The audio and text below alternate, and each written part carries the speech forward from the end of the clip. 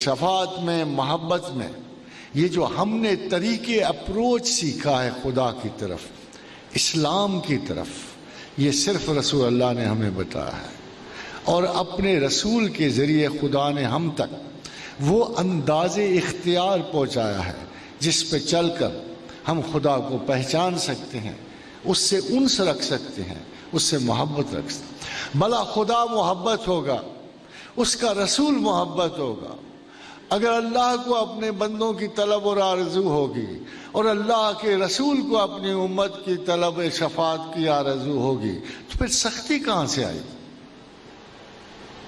کہاں سے رجحان پیدا ہوگا ریجیڈیٹی کا، سختی کا؟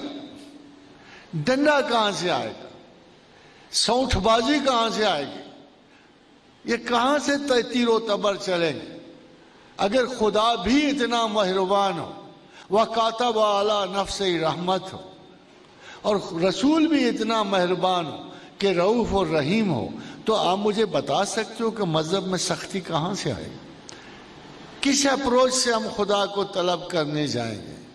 اگر ہم سخت دل ہیں، اگر ہمارے اپنے جذبات کڑے ہیں، اگر ہم احساس محرومی کا شکار ہیں، اگر میں سوسائٹی سے انتقام لینے نکلا ہوں، میں اپنے بھائیوں سے رنجیدہ ہوں، مجھے دل میں غیظ و غضب کی، میں اگر قابل وقت ہوں اور مجھے حابیل پہ ترس نہیں آئے گا، تو پھر اس کو مسلمان کہو گے؟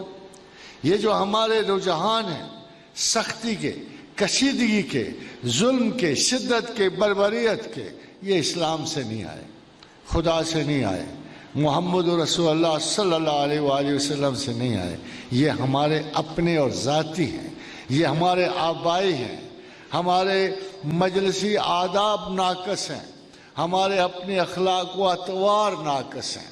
اسلام اس طرح پھیلا نہیں ہوئی، اسلام اس طرح لوگوں نے قبول نہیں کیا۔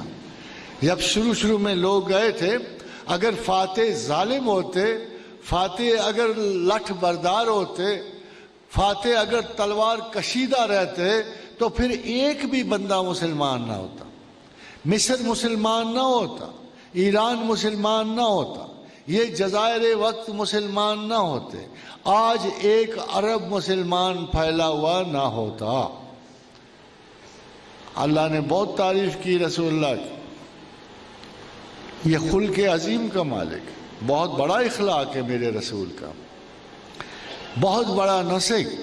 اصحاب رسول بھی تو کسی عظیم اخلاق کے قابل ہوں گے نا، آخر جب وہ کسی جزیرے پہ اترے ہوں گے، کسی ویرانے میں گئے ہوں گے، انہوں نے امانت اور دیانت کا اور علم پہنچانے کے طریقے سیکھے ہوئے تھے، ہدایت کے طریقے سیکھے ہوئے تھے۔ وہ انڈونیشیا میں تلوار لے کے نہیں اترے، وہ ماریشس میں تلوار لے کے نہیں اترے، سراندیپ میں تلوار لے کے نہیں اترے، ہر جگہ محبت سے گئے، ہر جگہ ان سے گئے، امانت سے گئے، دیانت سے گئے، اخلاق اور روایت کی پاسداری سے گئے۔ جو تانے اب ہم کو مل رہے ہیں، یہ ہمیں مل رہے ہیں، اسلام کو نہیں مل رہے۔ ابھی کچھ عرصہ ہوا ایک دوست چلا گیا، وہ کوریا چلا گیا، وہاں ایک بوڑھی عورت کا مہمان ہوا، بوڑھی عورت۔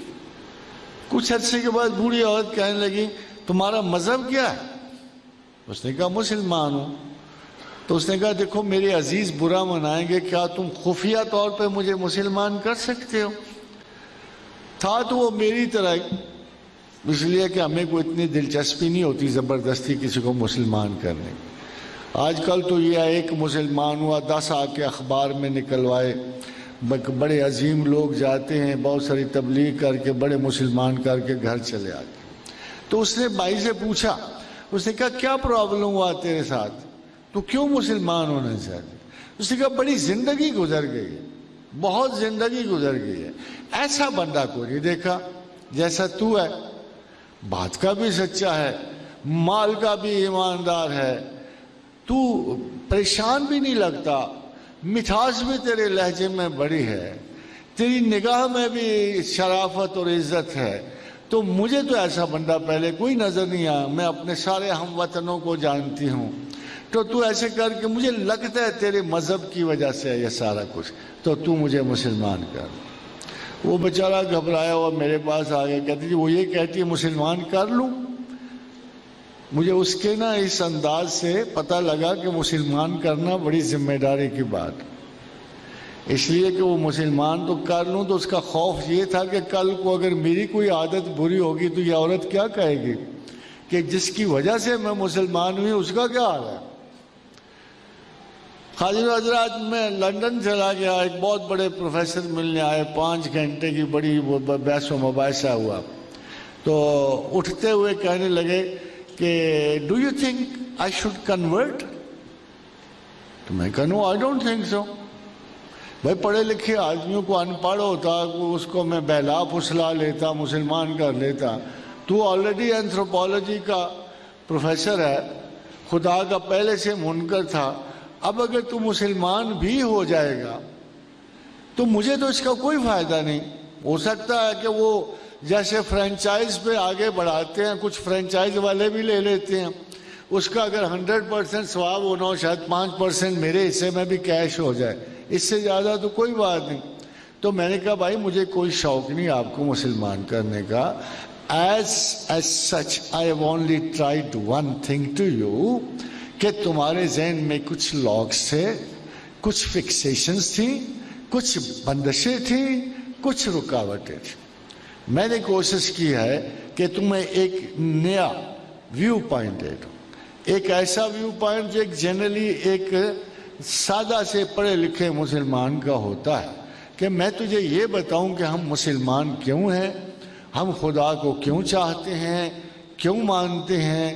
میں نے اس لیے تمہیں بتایا، میرا کوئی مقصد نہیں تھا کہ تم مسلمان ہو جاؤ، کیونکہ مسلمان ہونے کے لیے عقل و معرفت اور ہوش و حواس کی پابندی لازم ہے۔ اگر مسلمان ہونے کے باوجود آپ اگر عقل استعمال نہیں کرو گے، شعور استعمال نہیں کرو گے، غور و فکر کی صلاحیتیں استعمال نہیں کرو گے، تو پھر قرآن کی وہ آیت تم پہ لاگو ہو جائے کہ ان شر الدواب عند اللہ صم بکم الذین لا یعقلون، کہ بدترین جانور میرے نزدیک وہ ہیں کہ جو اندھے اور بہروں کی طرح میسج کو قبول کرتے ہیں، جو غور و فکر نہیں کرتے۔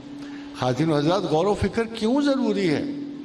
سوال تو یہ پیدا ہوتا ہے یہ بار بار غور کرنا، فکر کرنا کیوں ضروری ہے؟ کہ غور و فکر ہی آپ کے علم کو آپ کے وجود میں ڈھالتا ہے۔